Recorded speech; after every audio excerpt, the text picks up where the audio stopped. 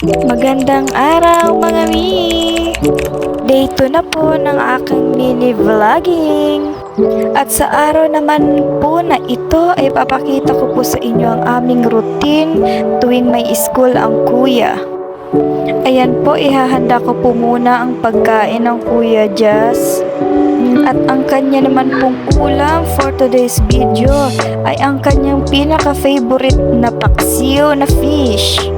Opo, tama po kayo. Yan po talagang pinaka-favorite niyang ulam. After eating po, papaliguan ko naman po siya. Opo, ako lang po talaga ang nagkukusang paliguan siya kasi wala pa po akong gaanong tiwala sa pagligo niya ng sarili. Ako lang ba mga mi? Kasi minsan nakukonsensya talaga ako pag nakikita ko siyang nagsusulo lang. Lalo na't maligo. Syempre, minsan clingy pa ang baby natin.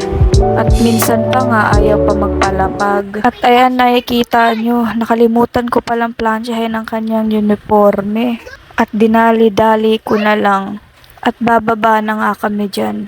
Nakalimutan ko din palang palitan ng subject niya ngayon. It's time to go. Ayan na, bibilisan na namin. Fast forward.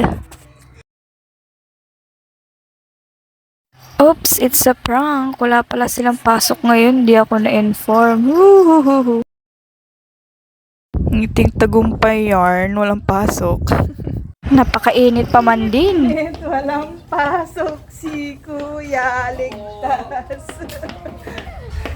Hanggang dito na lang ulit mga mi. Bye!